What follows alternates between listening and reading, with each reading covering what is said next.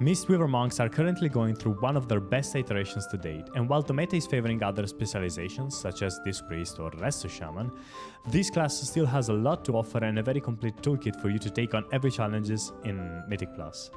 Let's talk about it. Okay, before we get into the more basic stuff, I would like to go over the pros and cons of this class and why do I think it's worth playing Mistweaver and when do I think it suffers. Well, first of all, the class is capable of pushing out a ton of HPS. Throughput, it's not an issue with this class, whether it's DPS or HPS actually, never is an issue. Then it has a quite versatile healing profile, meaning that you have access to AoE healing and single target healing, and both of them are virtually unlimited. Then you have a versatile toolkit. You have access to stuns, knockups, executions. Then you have access to 2 defensives with your Fortifying Brew and your Diffuse Magic. The Diffuse Magic also removes harmful effects on yourself. Then you have access to a De-Enrage tool. And then finally you have access to sort of like basically it's a tool that allows you to remove movement limitation effects on yourself or your teammates. So clearly that's a versatile utility toolkit. Then you have virtually unlimited single target healing. I mentioned this already when I talked about the HPS, but through applying your Soothing Mist, your Enveloping Mist, and then spamming your Vivify, you can access basically an unlimited amount of single target healing. And then finally, a last item, which I believe is very important, you have access to 2 very viable talent tree at the same time. It's both Conduit of the Celestial and Master of Harmony. Both of them have their strengths, their pros and their cons, and both of them are extremely fun and viable, which in my opinion is a great pro. When we have to talk about cons though, it lacks a good external, because the only external you have is Life Cocoon, which is limited in its functionality, it doesn't provide DR, and also doesn't really work well on tanks unless you talent in your Calming Coalescence, which is going to improve the efficiency of your Life Cocoon by 8%, which is big, obviously, but it requires a talent point. And then it suffers rot damage. This class is more like suited to heal big hits than it is to heal constant rot damage. Obviously, you do have access to tools, plus additionally, the hero talent of Conduit of the Celestial gives you access to Celestial Conduit, which is a perfect skill to heal rot damage, but still, it's definitely not the best suit of this class. And then finally, you are forced to be playing melee. Now, this is not entirely true. There are a few builds that allows you to play branched, and they do so quite effectively. This iteration of Monk is a very versatile in my opinion. It allows you to choose between many different builds. At the very least, it allows you to pick between the two hero talents build, and then it gives you access to, let's say, another build that I have called myself Misweaving. It's a build that I copied from the internet from a guy that I will make sure to quote in the YouTube description and maybe with something on the screen here as well. This build basically doesn't rely on your Jade Fire Stomp at all, but also only on your Enveloping Mist, Vivify, and Renewing Mist.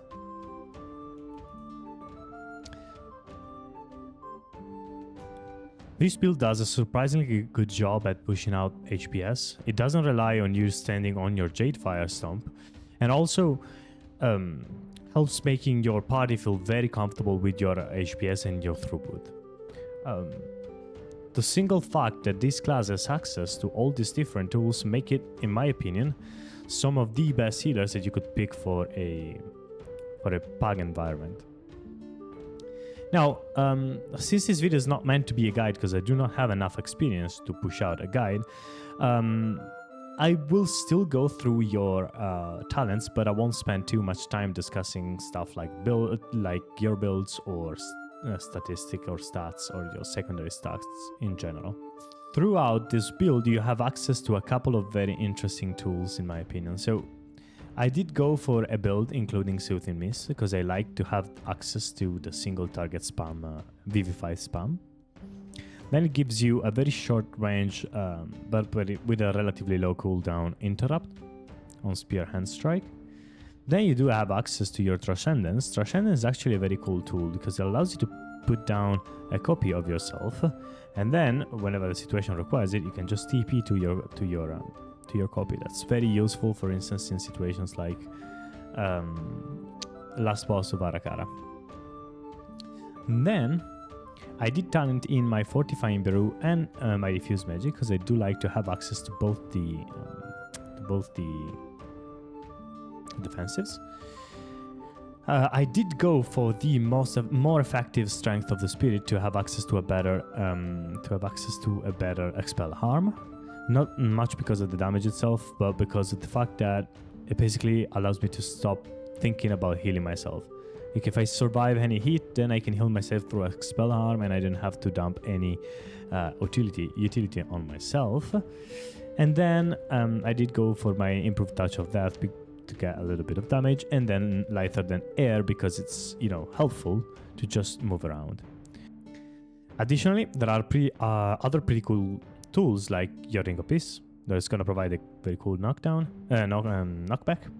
And then, well, that's basically it when it comes to your class tree. When it comes to your specialization tree, there are, well, a few like obvious choices. Obviously, we get Enveloping Mist. Obviously, we get Renewing Mist, and obviously, we get Mana Tea and Thunder Focus Tea. But then this season actually makes quite a lot of sense switching in between the two, depending on the encounter. Then you do have access to your Invoke Chi and Red Crane. Personally, like every monk that is playing the Jadefire Stomp build, they are also playing Chi.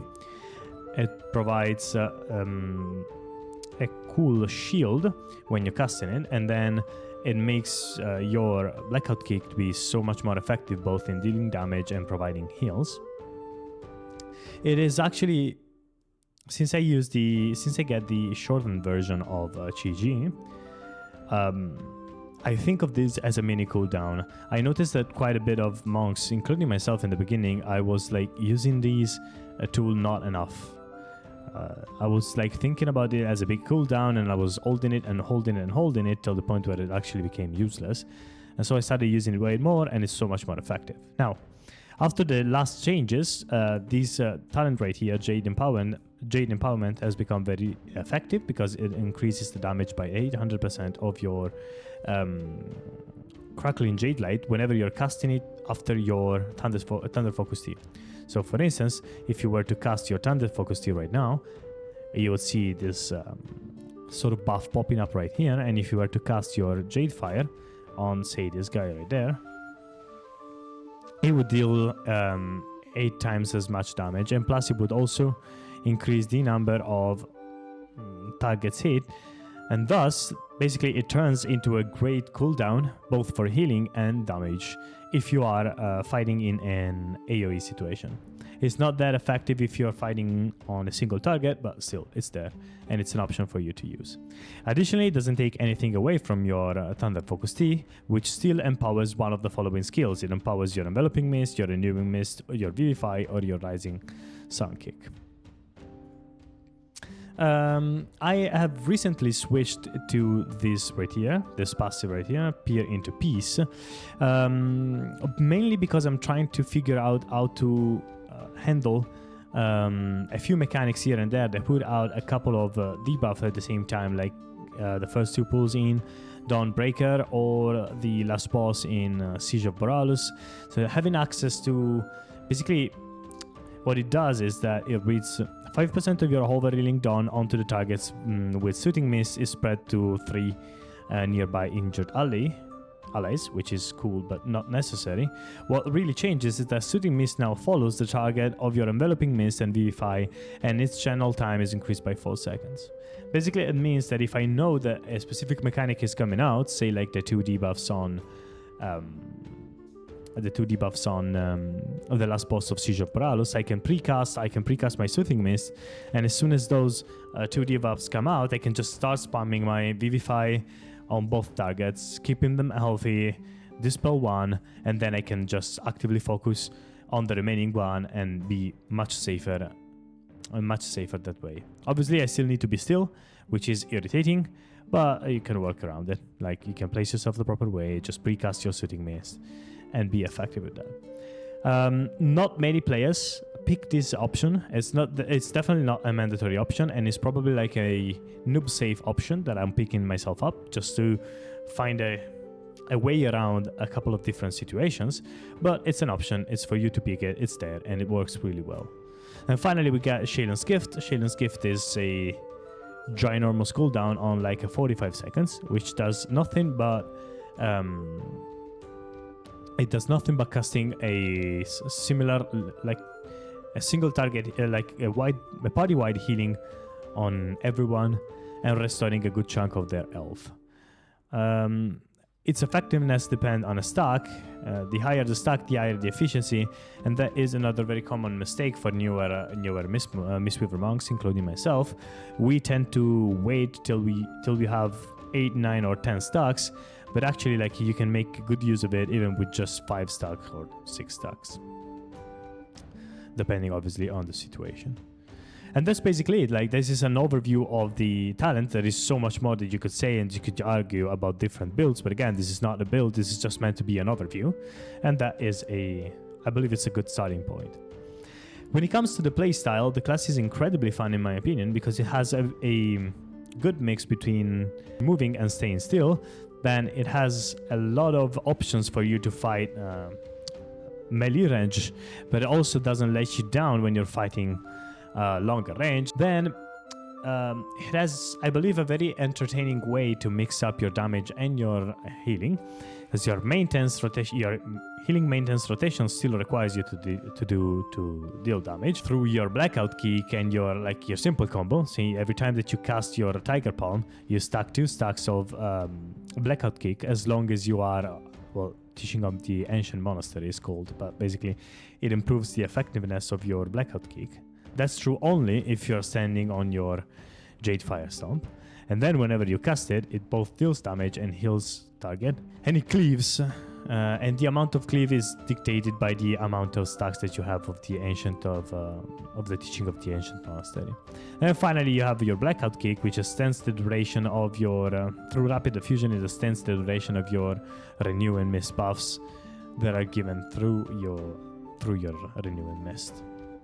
So by keeping up those 3 skills, basically you keep up your rotation, your maintenance rotation, which is both going to act as a healing maintenance rotation and your damage rotation. Additionally, as I mentioned earlier, you have access to your Thunder Focus Tea plus Crackling Jade Light, which does a ton of damage, as you can see, and also heals for a ton. That is true as long as you're fighting 4 or more enemies. And then finally you got your Chi Burst. Chi Burst is nothing but, a simple skill.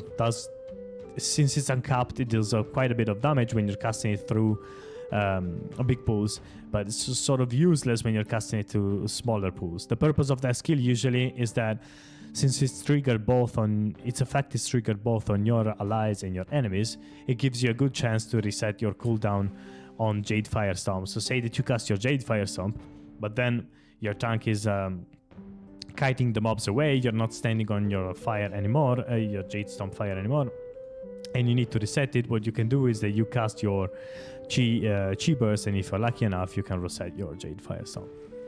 That's basically what it is.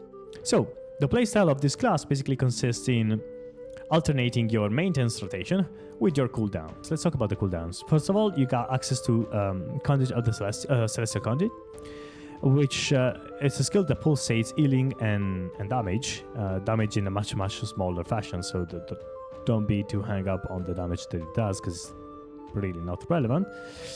But it has a specific interaction with your talent tree, this one right there, Unity Within, that says Celestial Conduit can be recast once during its duration to call upon all the August Celestial to assist you at 200% effectiveness. Unity Within is automatically cast when Celestial Conduit ends and is not used before the expiration. Whenever you find yourself in a very complicated situation, right, and you cast your Celestial Conduit, what happens is that you can press it once more, and have a higher burst for a second, which usually is very helpful to cover for someone not casting defensives or you being late on whatever ramp you were trying to create. Additionally, the skills gives you access to a 15% damage reduction through these talent right here. This talent here, you heal for 10% of your maximum health instantly when you activate Celestial Conduit, and you receive a 15% less damage for its duration, which is also something that's relevant to remember, because again, you have access to your diffuse magic, you have access to your fortifying brew, you do have access to strength of the Blackhawks, but you also have access to your GG shields and your Celestial Conduit of the Celestial Conduit damage reduction, meaning that the class itself has access to a ton of different damage reduction tools. They just don't come in the most obvious ways. It's not just a button to press, right? Celestial Conduit was the first cooldown that we faced. The second one that I would like to consider is GG. It reads, summon an effigy of GG for 12 seconds that kicks up a gust of mist when you blackout kick, rising kick, or a spinning crane kick. Heals up to 2 allies for 100k and reducing the cost and the cast time of your next enveloping mist by 33%. Stacking. What it means is that if I were to press my GG and then cast my pre-stacked blackout kick, I would have a 100% reduction cast time reduction on my enveloping mist, meaning that I would be able to insta cast an enveloping mist. If you remember, whenever you have this buff on, you have strength of the Black Ox, meaning that whenever you're casting your enveloping mist, what happens? Look at this. I have my GG on. I cast my blackout kick. I have an insta cast of enveloping mist, so now I do have an enveloping mist going on myself, and additionally I also have a shield being cast on all my team, which is actually a very effective thing to do here and there. Then additionally, I am not talented in the 3 charges of Renewing Mist, especially when I'm running Peer into Peace, but I still have access to 2, plus the Rapid Diffusion that allows me to Rapid Diffusion and Rising Mist that allows me to spread my Renewing Mist on my teammates quite consistently. That's also a very overlooked aspect of this class. Since this is a very complicated class, what tends to happen is that players unexperienced like myself, we tend to forget to keep up our Renewing Mist. But Renewing Mist is actually a ginormous buff, since it increases the healing that we do on our teammates. Surround the target with Healing Mist and restoring a bit of health over time. What it does though, if Renewing Mist increases its target healing received from you by 50% for 8 seconds, which is ginormous. So finding yourself in the position to, I don't know, having to live through rot damage, you got yourself your Shalen's Gift ready, you wait for a couple of ticks, then you cast your Shalen's Gift, and then everyone else has, you made sure that everyone has your Renewing Mist on, and then you can just slam a very good Vivify, which will be transferred through your Renewing Mist, partially, obviously, but the effectiveness of it will echo through your Renewing Mist and make sure that everyone else gets a bit of extra health and live through the rot damage. Then now it's time to discuss your Revival. Revival is also an amazing tool because it heals for quite a bit, especially when you're playing in a smaller group, like a 5-man group. But additionally, it clears 3 harmful magic effects on your character, all poison and all disease effects. So that basically acts as a master spell, but it's just a single hit. So while it's going to be very visible on your teammates and on yourself, if I am to cast my Revival right here, you'll see that it's actually quite a bit of healing, but it's not even remotely comparable to the effectiveness of Shalen's Gift itself when it's casted with 8, 9, or 10 stacks. The purpose of the skill is usually for you to be able to dispel harmful effects. And this covers the cooldowns, I guess. So now it's just about the playstyle. Playstyle basically consists in laying down your Jade Fire Stomp, casting your Chi Burst for damage and for your reset, and then basically you adjust your rotation, which is most of the time is going on with your maintenance rotation, casting your Blackout Kicks, your Rising Sun Kick, and then restacking your blackout kick, and so on and so forth. While you are spreading your renewing mist on your friends, and then you are mapping out in your brain the damaging events that are gonna occur and laying down a plan for your cooldowns. So what you do is basically you alternate either your like Celestial Conduit, your GG, or your Shaling Gifts to lead through stuff. And then you adapt your choice based on the sort of damage that you receive. For instance, whenever you're fighting packs, so you have pools that are relatively big, say 4 mobs and up, having access to your Thunder Focus Tea combo with Crackling Jade Light means that you have an extra cooldown. So what you're trying to do is that you are using that cooldown less effectively in terms of healing, and you're focusing more in terms of the damage that you can deal, given that is going to amount for the vast majority of your damage at the end of the run. Whenever any fuck up occurs, what you do is that you try to cast your life cocoon and save someone's life, and then when the situation requires single target healing, you channel into your Soothing Mist, and then if you have time to react, you cast your Enveloping Mist. Otherwise, you just go into a spam of Vivify and you try to keep your target alive.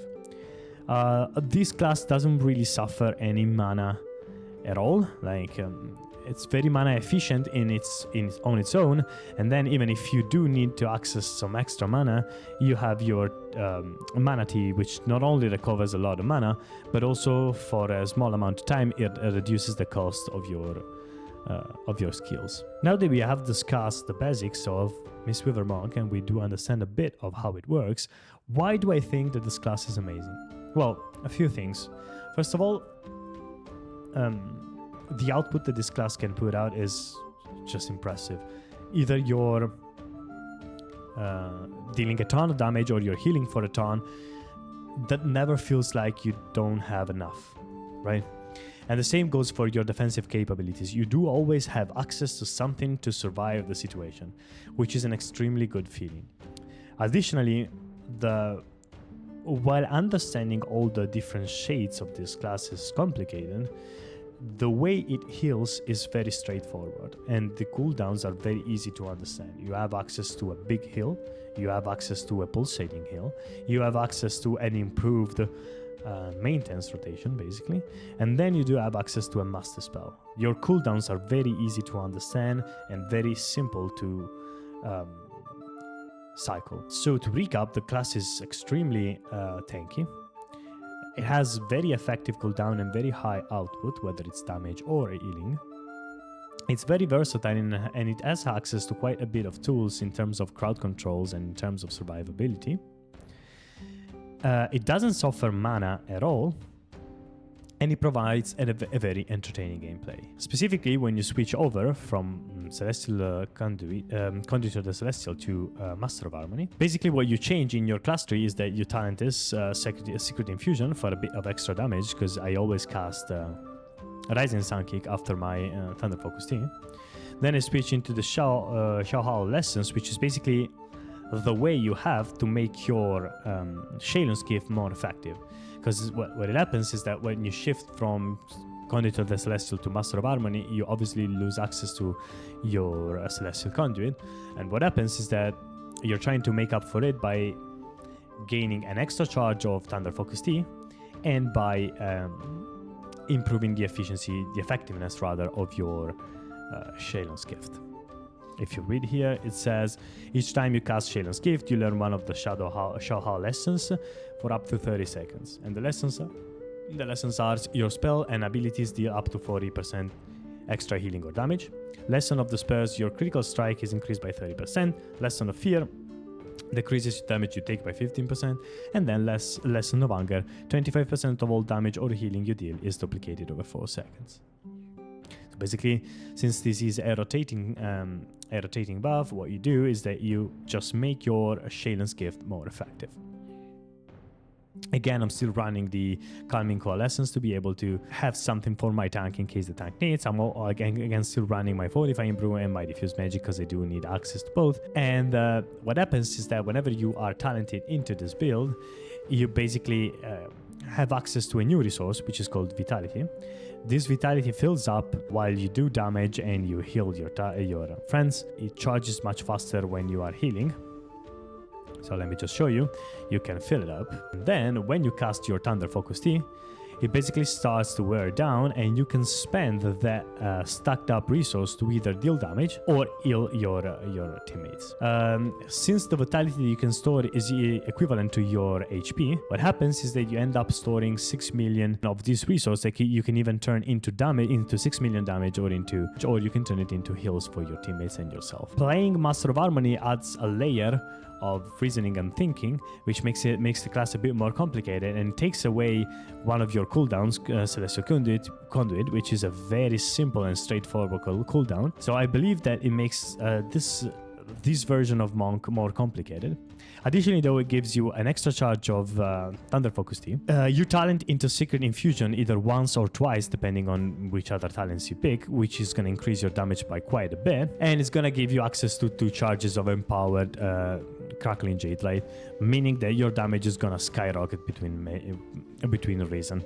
Like, just to give you an idea, if you just stack up 3 of your Crackling Jade Light and you cast them on 5 targets, what you get is 1.5 million damage. DPS rather, which is incredible. The error that is very common when we talk about Master of Harmony Monk, though, is that we tend to think that since you give up on a cooldown, you do less healing. It's not necessarily true. It's not that you do less healing, because you do give up on a cooldown, but you also gain that new resource, the vitality resource. What happens, though, is that your profile changes. It's a much more active and proactive profile, because you're stacking up the resource and you decide when to spend that resource. And then additionally, you do have access to another charge of Thunder Focus Tea. And so again, if you remember that I told you that if you cast Thunder Focus Tea and your Empowered Crackling Jade Light on your Jade Fire Stomp, you do a ton of damage, sure, but also you do heal for quite a lot.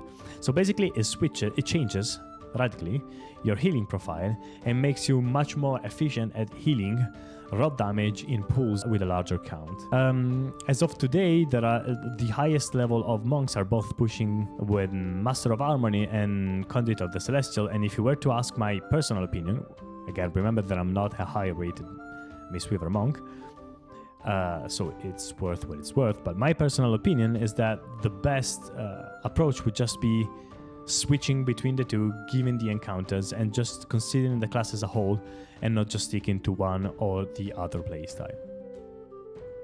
I believe that this covers up Monk quite a bit. I'm just gonna take a second to show you the tier set, the revisited tier set that we got for the 20th anniversary, which I believe it's amazing. So yeah, there is that. I thank you all for coming. Please remember to like and subscribe if you did like the video, and I'll see you all next time. Bye, guys.